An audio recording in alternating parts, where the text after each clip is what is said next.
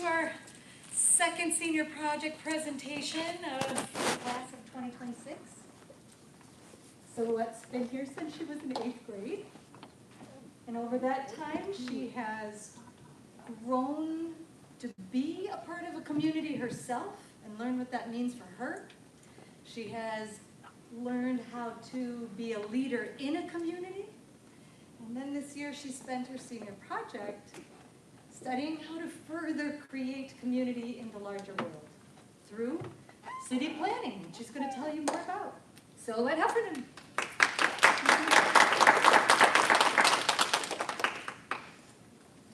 If you knew me last year, you knew my senior project was going to be on community gardens. What changed? Well, I realized over the last summer that outdoor labor was just too much for my poor little baby hands, and in the end, my mom mostly took care of a garden I barely helped make. So for a while, I was stuck. I had a couple of ideas: the history of feminism, history of art, how queer culture impacted media. As you can tell, these were all based around social justice issues and history, and are all topics I'm very passionate about. So to most, it was probably very surprising when I did a complete 180 and went with city planning. It wasn't completely out of the blue, though, as I had been planning on becoming a grant writer when I'm older, and my mom, who is on city council, told me that cities need to write grants all the time to ask for money. That, combined with the civil engineering and architecture class I took last year at Tesla, turned into city planning and has directed my future towards becoming a civil engineer. City planning is just that, planning cities. Planning all sorts of things, from where the sewers go, how many trash bins are in a park. There are so many components of a city that need to be paid attention to, and I wanted to learn about all of it. Most exciting is that if city planning is done well, it can actually build community, help grow healthier individuals, and preserve our environment.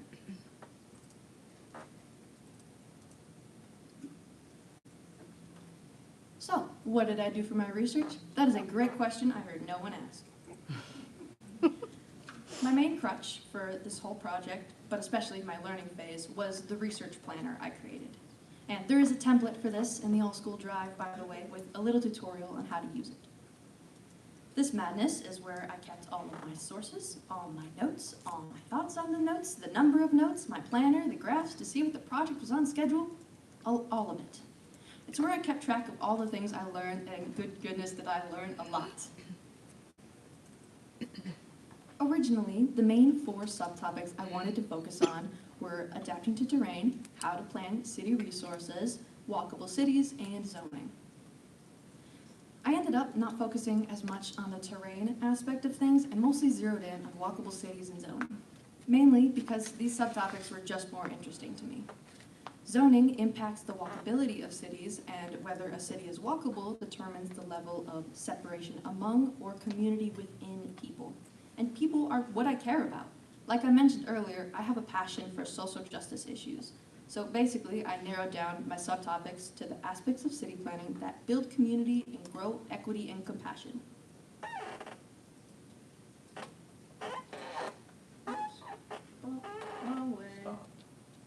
Okay, red slide. Let's start with walkable cities. So what even is a walkable city? Well, like it says on screen, a walkable city is a city that prioritizes pedestrians and enables more journeys on foot. And in my opinion, based off of all the research I've done, it's the better way to plan cities.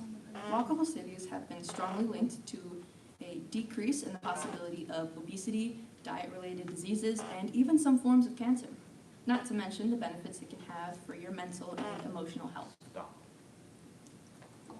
They're also much safer, at least in terms of car accidents, as according to the Das Pitt law firm, the World Health Organization found that in the United States, our death by car rate is 12.4 per 100,000 people. Now, that might not sound big, but that's around 50% higher than other countries like Canada, Australia, Japan, and most of Europe. So remind me again why we're so in love with these death machines. And I'm sure by now we all know that how terrible cars are for the environment. So they're not just human killers, they're habitat killers too. An amazing 2-for-1 deal. Making the switch to walkable cities could greatly decrease the amount of fossil fuels we're all putting out into the world. However, in order to understand walkable cities, we have to understand something else important first. Zoning. Zoning is sectioning out different spaces of a city to determine what should go where. Over time, human societies have decided that structures and spaces with certain uses should or should not go next to each other. Some common examples of types of zones include residential, commercial, and industrial. Basically, humans feel the need to organize our space when we live in groups. And in the United States, we generally have two different types of zoning. Single-use zoning is the first of the two types that I'll talk about.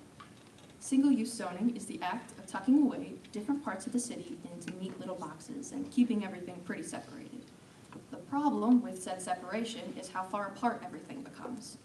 By taking the essential components of a city and spreading them out so far, the community to and from said components becomes farther and makes people depend on cars.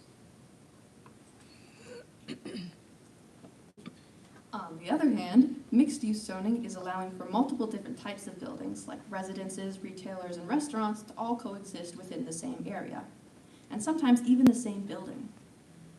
A good example is Moonwater Cafe. It's a small cafe surrounded by mostly other houses and apartments, and even has living space above the cafe. So, which one is better for building community? Mixed use. Though, unfortunately, most of the United States currently uses single-use zoning when planning cities, which, as I mentioned earlier, keeps everything pretty separated and thus keeps everyone dependent on cars. If we had better public transportation, this may be less of an issue, but even still, most people prefer their cars because of the state public transportation is in. People tend to look at public transportation as only something that people who can't afford cars should use, which isn't true. Using public transportation has many benefits, from helping solve climate issues to even being anti-racist.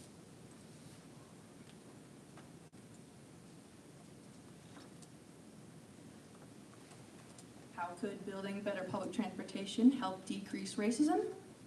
First, it connects communities. Second, cars need highways, and historically, we have built new highways through undesirable parts of town. Most of the time, undesirable meant black. These racist policies led to situations like these. On screen now are two examples of black neighborhoods that got demolished to be replaced with highways.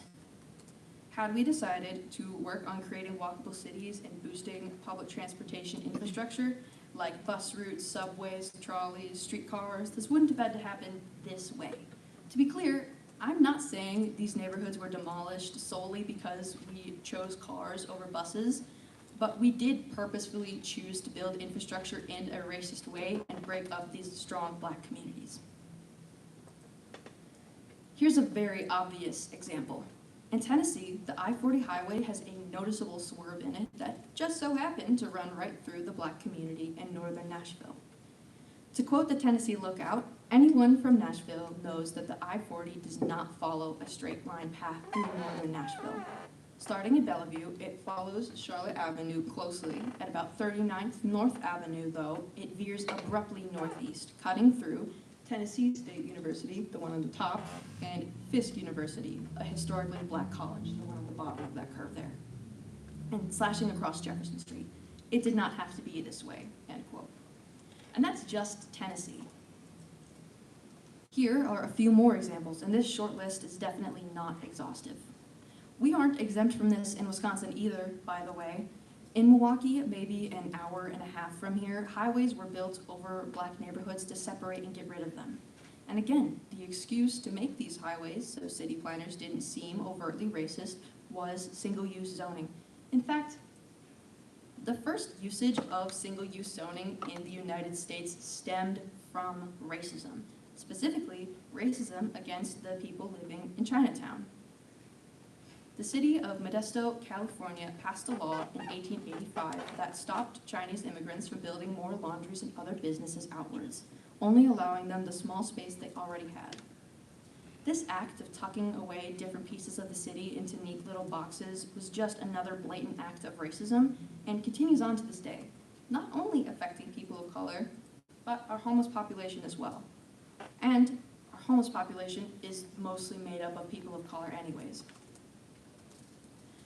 context, Black people make up 12 to 13% of the United States population, but 37% of people experiencing homelessness are Black. As I mentioned earlier, single-use zoning separates everything out into their labeled little boxes, and that makes life infinitely harder on people who don't have a place to call home. They have to walk to wherever they want to get to, and sometimes that means going from one end of the city to the other just to get food, get mail, get somewhere warm, whatever. And it's not like we make walking around or even just existing easy for them. There we go. City architects also make every step of the way harder for people without homes because they can never rest peacefully. Anywhere they may be able to get some shade, there are sprinklers or spikes to keep them out. Anywhere they may be able to rest without laying on the cold ground is blocked off or super uncomfortable. And look specifically at the image in the middle.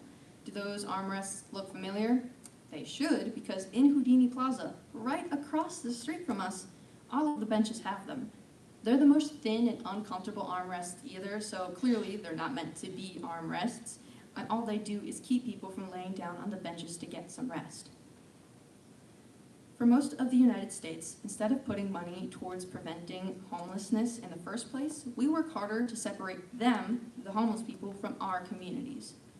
We separate them from us, and then us, the civilians with more privilege, don't want to help people without homes because they're just lazy, or that could never be me, which neither of those statements are true, but especially not the latter.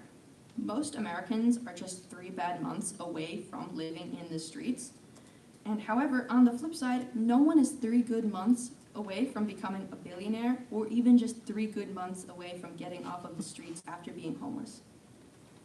It takes so much work just to stay afloat, and yet instead of criticizing the system in place that makes it so hard, let's just call all the homeless people lazy.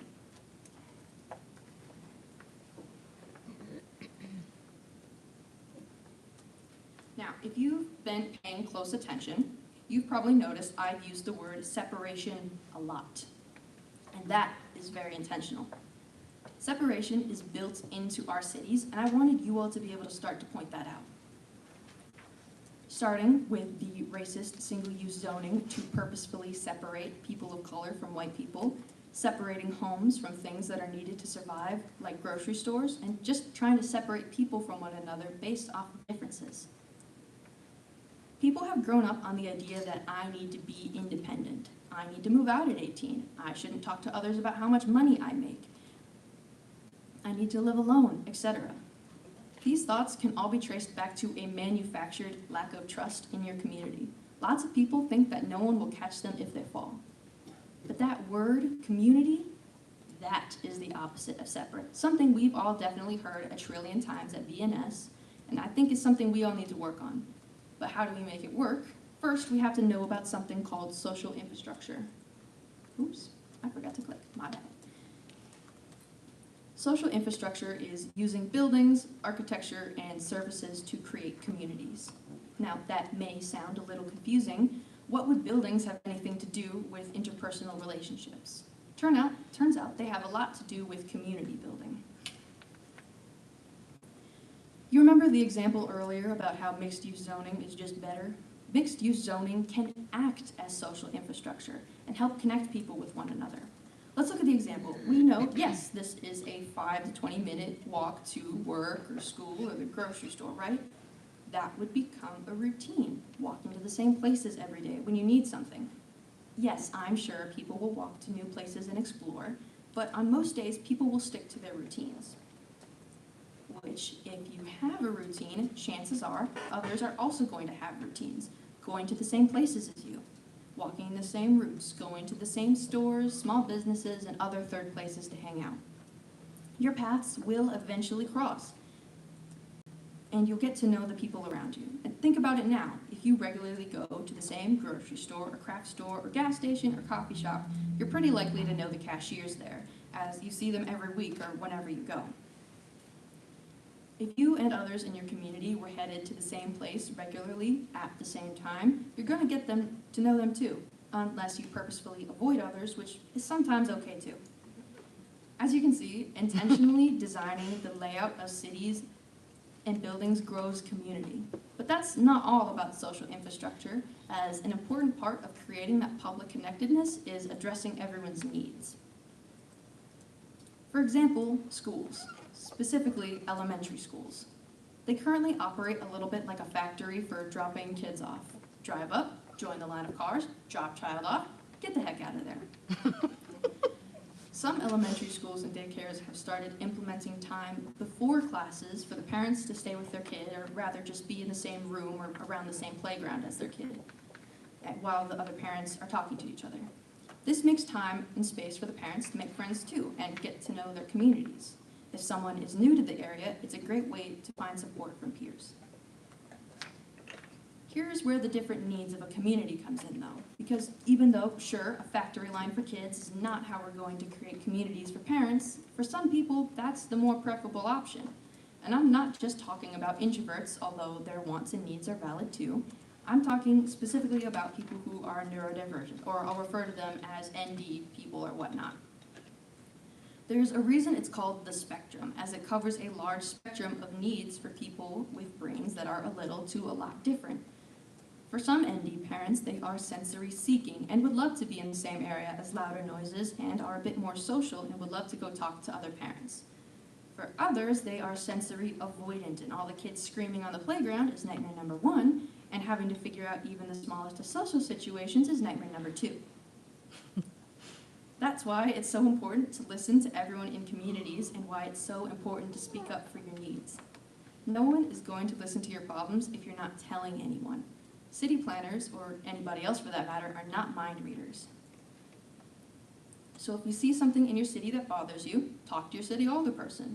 I know personally, I noticed a large lack of trash cans around the city, so I brought it up to my city alderperson, my mom. That's just an example, but still. Back to ND needs in cities, it doesn't just stop at manufactured social situations. ND people put up with a lot in the city. Echoing noises, all the cars, too many different textures, unclear signage, overly bright lights, and tons more examples I'm not even aware of. Lots of times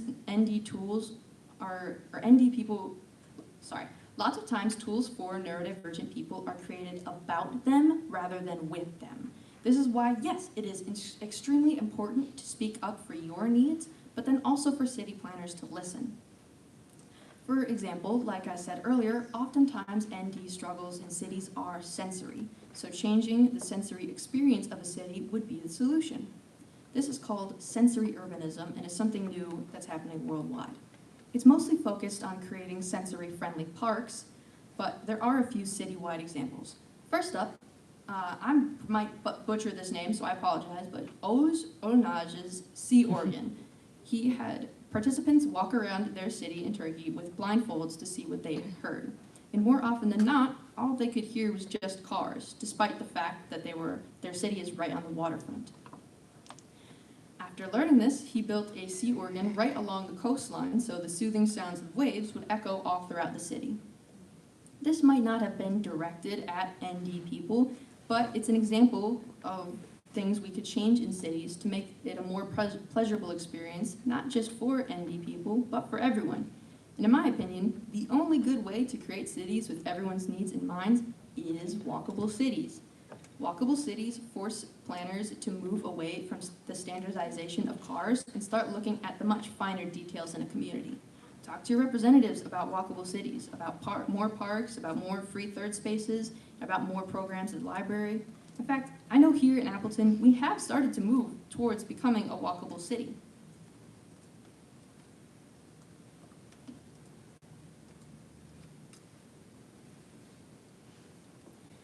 The city planners and directors of Appleton have been implementing a new initiative called Complete Streets.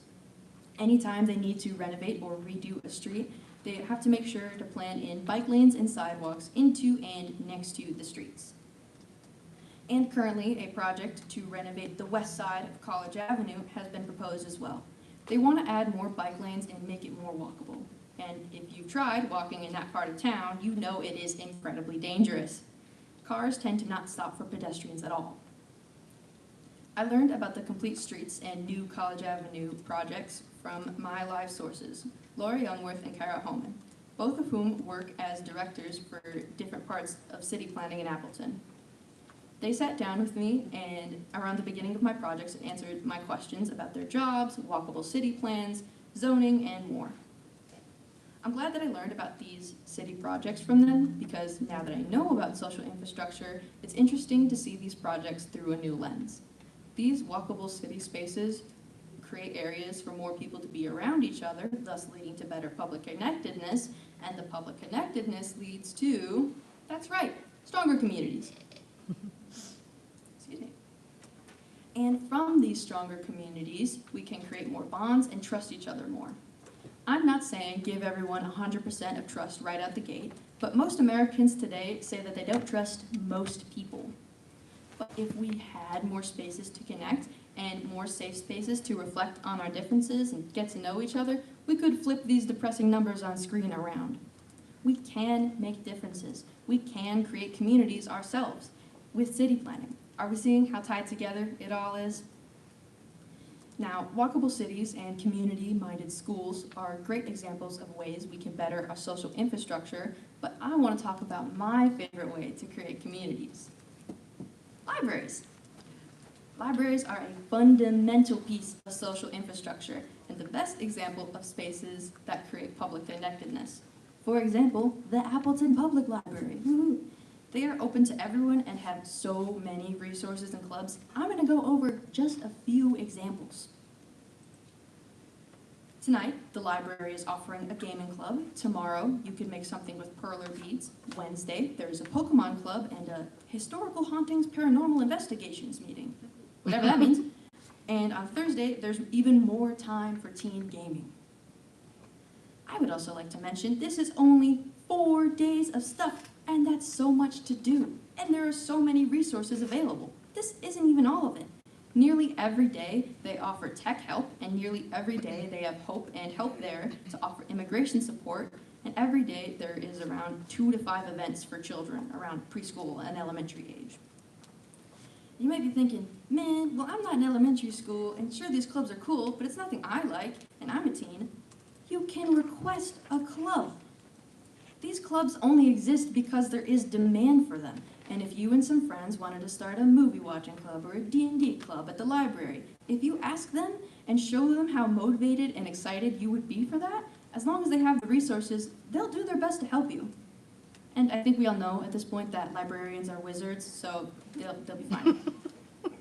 Libraries also have their doors open to people who don't have homes, offering a comfortable space to be and free charging for electronics. All of this, and I haven't even mentioned books yet, libraries are just such a gem and treasure trove full of knowledge, goodness, and community building. All of these different clubs are actively building communities, building that public thing, that connectedness, that social infrastructure like libraries lays the foundation for. And just like how libraries build communities, you all built cities for my products. Yeah, those were fun, weren't they? As I thought about how I would show and share all this research, I knew I wanted to create products that made you all have to think about city planning, zoning, and social infrastructure. Since the beginning of this project idea, I had the idea of making mats for people to make cities on. I just didn't know how. Once production time came around, I was like, oh yeah, I know a video game, City Skylines. It's meant to be super realistic to how planning cities actually is. I'll use that. But it turns out I had no way to get it, as I don't have my own laptop, I can't get it on a school computer, and then I also have to learn how to use an entirely new program, which I didn't exactly have the time for. So then, even after realizing the limits of time I had for production, I was like, yep, I'm gonna draw them all by hand. But then, after finishing maybe a quarter of the first mat, I realized, oh wait, I don't have to subject myself to this. So off to Canva I went. And then, after finishing the mats, I spent hours gluing and painting over 500 blocks. That's too many gosh darn blocks, but in the end, it was worth it, as you all, minus our guests, got to build some awesome cities. In total, I made 4 mats with 2 different road layouts. The first of which were car-centered city roads. these two. I specifically made this design intending for the houses to kind of go over on the square part over there, yet none of the groups who got these mats did that, and they all put the housing on the larger side of the mat. So I was like, fascinating, okay, interesting to see. I gave 2 different sets of instructions for the people who had these mats. For the top one, I told them to plan their city to be car-centered, use single-use zoning, and spread everything out far apart so people have to use cars. Some groups who got this mat definitely went much, much, much farther on the evil capitalist mindset than I ever thought possible. But what can I say? They're amazing at following directions. But for this mat, you can see specifically all of the houses, which are the orange blocks, are kind of far away from the businesses, schools, grocery stores, and whatnot. The second mat is car-centered roads, but with walkable city blocks and planning in mind. As you can see, the walkable city mat definitely got more blocks, which was kind of biased on my part, I'll admit it. But it was fascinating to see all of the little communities that people made. Here you can see that there are schools kind of mixed into the housing area on the bottom. Those are the blue blocks right there, as opposed to being super far apart from the housing up on the top one. I don't know how well you all can see that. Whoever worked on the mat on the bottom did still separate the houses and stuff from the downtown kind of area, but that's okay. There was still a mix of all the needs mixed throughout the whole mat.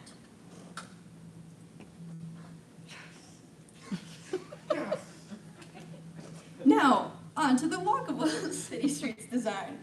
I chose to make them circular because before we had modern cities that are centered around cars, ancient European cities were made up of many rings of communities. And sure, the wealthy did live in the middle, but the resources were more spread out for everyone and easier to get to as well. And just like with the last map, there were 2 different types of city planning applied here. The top one is car-centered, and again, you can see the single-use zoning at work, separating the people away from the businesses. Some notes I remembered from this one specifically is that they decided to have the police station in the middle of all the housing and put the jails over on the other side, so that the police officers too would also have to pay more for gas. Wait, no. It was a hospital, so that means the hospital is on the way far side, so that means they don't have to pay for ambulances. That too, but you specifically told me No, the police police station was far away from the jail, so they would have to pay more for gas. The mayor just has a bunch of parking lots that nobody uses, but you have to pay a $10 toll per hour. I love money! Okay, gang, come on. Hey, don't forget about my concrete monolith. Oh, I know. I did not forget the concrete monolith. Okay. Gang, let me find my spot on my speech. Hold on. All right, yeah, so capitalism at its finest for that top one. America! Yeah! Anyways, the bottom one is made with being walkable at the forefront of the planners' minds, and was probably one of my favorites. Yes, you can see they did have a more kind of defined housing district and a downtown area, but there was a mix of both of the different components throughout the whole map. Like how there's grocery stores in the downtown area, but as well as in the housing. It's things like that that would create social infrastructure. And as I mentioned earlier, multiple people going to the same place every day or every week is bound to create community. And having these little stores mixed into the houses is the social infrastructure to create those routines. And then, of course, next I had to show you all what I've learned about social infrastructure during the activity. So what did I do? I threw a natural disaster at everyone. I chose to have everyone's cities go through a heat wave, which is kind of a weird natural disaster, not because it's literally weird, but because it doesn't destroy our physical infrastructure the way a tsunami or a tornado does, but instead shows how bad of social infrastructure a community has. I used the example of the Chicago heat wave in 1995 because it showed just that. Both of these communities listed were poor, violent, black communities. The main difference being Englewood didn't have many small shops, and they had more abandoned areas. The abandoned areas made citizens anxious and not trust each other, and no one created community. So without community spaces, they ended up having a death rate of 33 per 100,000 people. On the complete other end of the spectrum, Auburn Gresham. They did have small shops. They did have areas that created community, and they all stuck together during crisis. People checked in on one another and worked together to stay alive, ending with a death rate of 3 per 100,000 people. With this knowledge, I went around to all of the different groups in advisory, and I told them what their death rate would have been. One specific example that's sticking out to me, I don't want to name his name here, is a group that had the walkable streets but were tasked to make a car-centered city. If I'm remembering correctly, after they learned about the heat wave, they said they wanted to make all the extra green spaces asphalt and concrete, and they added in towers of mirrors just to make it hotter. We were the best architects. Safe to say they had the highest death rate of probably the whole school. Okay, buddy, continuing on. I think it's so interesting to see that no matter which road layout you all were given, you could do whatever you wanted with them as long as you had intention. Sure, the different layouts of the roads made it easier to do certain things, but even with the roadblocks, people were able to plan cities accordingly. This shows that there are plenty of ways to build social infrastructure and create communities in today's cities. While changing the way traffic flows makes a difference, we can certainly make positive change without having to demolish everything we currently have. I am really glad that this product turned out so well, and in my opinion, it's one of, if not the best non-written product I've ever made, so I'm glad. And thank you to everyone who participated. I appreciate it a lot. Now, on to the hardest part of my project. I'm a person who likes writing. I like writing really long essays, comics, short stories. I love sharing my knowledge and words with other people, but my senior research paper is longer and better than any other essay I've written, but it was also by far the hardest. I'm a very visual person, so challenge number 1 was trying to figure out how to even write in one confined screen for so long. I decided to spread it all out by writing on the posters that are on the pillar by my desk. You can't see them from this side, but they are there. I wrote out the main points I was trying to make and color-coded all the different notes and comments on my own writing, and this helped me to not forget anything when writing, which I tend to do. Challenge number 2 was remaining motivated and focused. Near the end of my paper, it felt like I was ripping my legs out of tar, one step at a time, to fight my way through writing this. The best thing I found to combat that is just do it anyways. A lot of times I felt like that because I was anxious about how much work I had left to do. So me pushing through that was the best thing to do, not just for my project, but for my own security and knowing I can do hard things. In fact, I felt the same way making this presentation and even saying it out loud now, but me pushing through that essay earlier and continuing to show myself I can do it made this presentation a heck of a lot easier. I'm almost done yapping at you all, so don't worry. I just got a few more things that are important to me that I go over.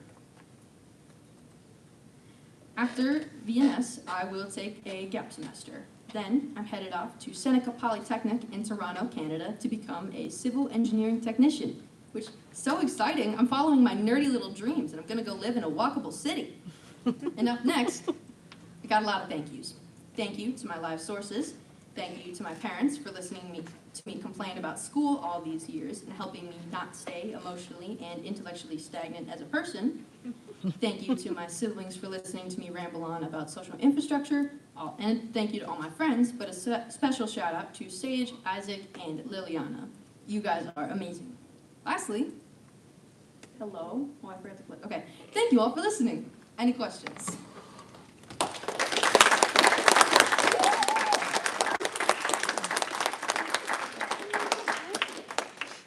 Cameron. Did you do any research into redlining? Like kind of how banks were to outline communities where they would not give out loans to certain areas? That also works in city planning. Yes, Cameron asked if I did any research into redlining and how banks would determine whether they would or would not give out loans based off of like who was living there. I didn't get like super deep into that, but I did get into it in my essay, I know at least. had something else to say about that, but I forgot. That's okay. Veronica. If you had to add or reconstruct some part in Appleton that isn't already being planned on to do, what would it be? Veronica asked if I had to replan or reconstruct a part of Appleton that wasn't already being redone, what would I do? Well, okay, the new College Avenue project is just like awesome. Like I want that to happen, like so badly. That's probably what would be number one. But then, like something that's not already being planned on. I'm also not aware of like all of the plans that are happening. But I would probably like work on just trying to make like more streets walkable. Again, it's the Complete Streets initiative thing that's happening, so it's kind of already happening, like the things that I would like, and I don't have enough information as to what is being planned or what needs to be planned to like give a new answer to that, if that makes sense. Sawyer. Any advice for future seniors? Sawyer asked if I have any advice for future seniors. Just do it. Whatever it is that you're avoiding, doesn't matter. It's going to come back to bite you later. Get it done now or freak out about it later. Do it now. Adam. Is there any city that you found in your research that had the worst plan that you've seen? Adam asked if there are any cities that I've found that have the worst city planning. I don't think like the worst, but I do know that in a lot of like poorer and like less privileged cities, they just don't have parks. Like it's just all concrete and asphalt, and like in some areas of Chicago, they had mostly concrete and asphalt, which resulted in a higher death rate when something like a heat wave hit. Concrete and asphalt and more roads has been like directly linked to making everything hotter and making like affecting like climate change and stuff like that. So I would say cities that are just mostly concrete monoliths. Like ours. Yeah, like a certain couple of cities. You weren't the only one to go evil capitalist on me, so don't worry. But you were up there as for the worst. We have to be better at builders. Isaac? What was your favorite part of this project, and what was your absolute worst part of this project? Isaac asked what was my favorite part of this project and the worst part. My favorite part was probably my product, because so normally when I do like VNS projects, my products are like my written product would be here, but my non-written will be like here. So I'm like really glad. I think I was able to like catch it up for this project, and I think that I did really well. And from what I'm hearing, based off of all the little comments, is that everyone liked my non-written product as well. The hardest part was the essay. Oh my goodness. I wish that I had like broken it up into different pieces, because it said on screen it's like 27 pages total, and not including the works cited, which is another 5 pages. So, yeah, if I were to like redo it and make it easier on myself, I would have just picked the different sections and like written those all out separately, and then edited it, and then put it together. So I think that would have worked better, and that would have made me less, there's so much to do right in front of me. Veronica again. Assuming you would like to travel and see more walkable cities, what would be like the top 3?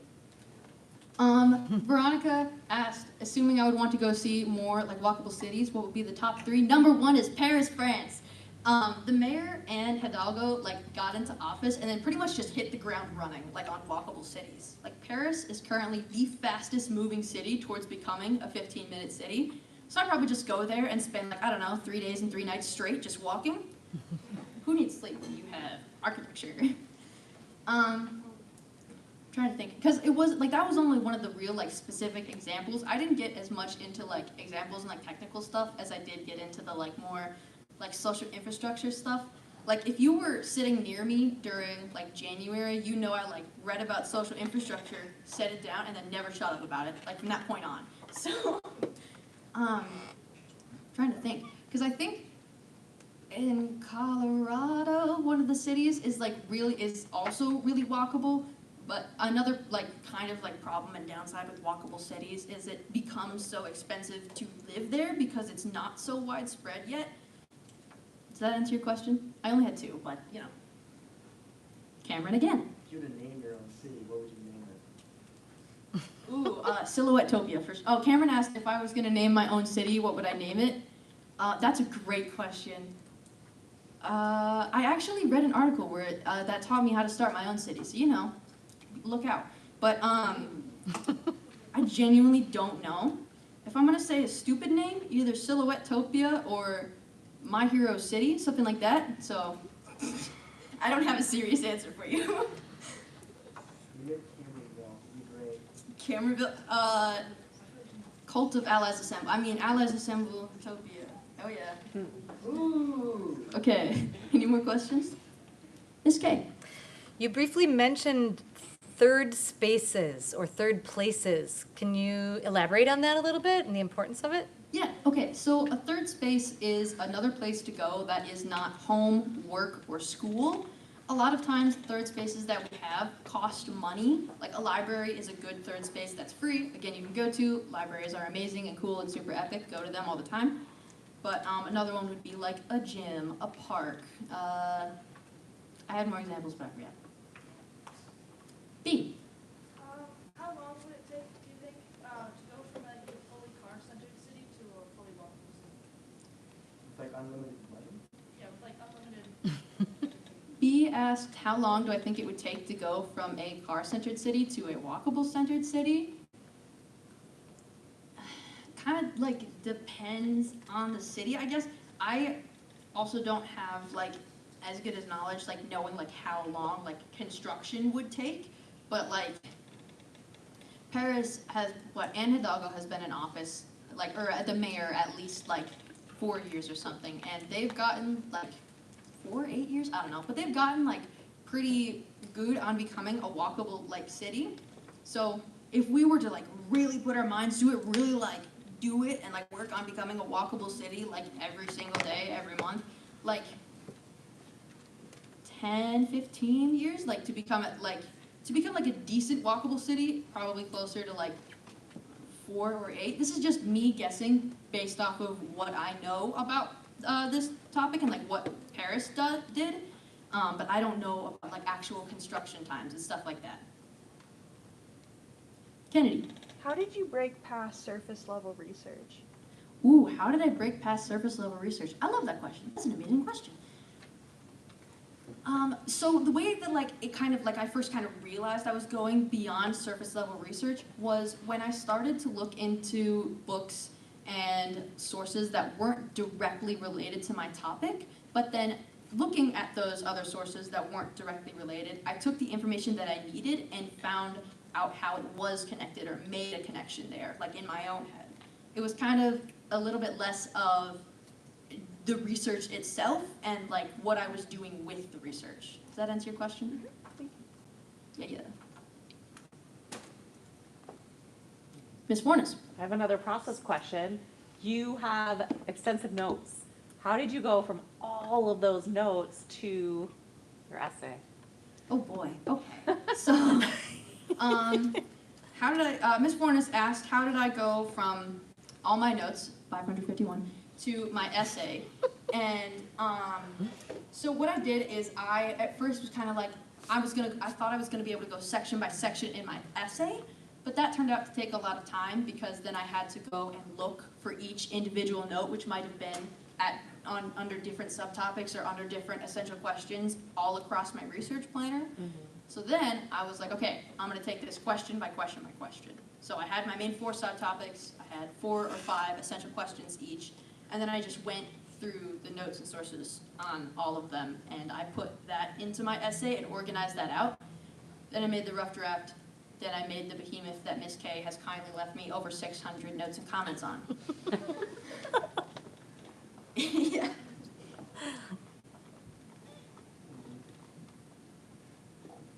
Isaac. If you had more time with this project, what is something that you really wish you could have done? I really wish that I could have helped do something with actual city planning. Because I know my mom you told me about something that was being planned in the Outagamie County, but like I either reached out too late or like we found out about it too late. Otherwise, I would have been able to like go and like watch their process and like go do it. If I had more time, I would have looked for and waited around for like another big project to happen, and I would have gotten my little grippers in there and like learned more about it.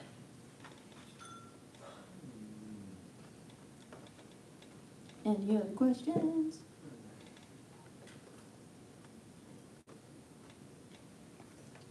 Thank you, Scylla.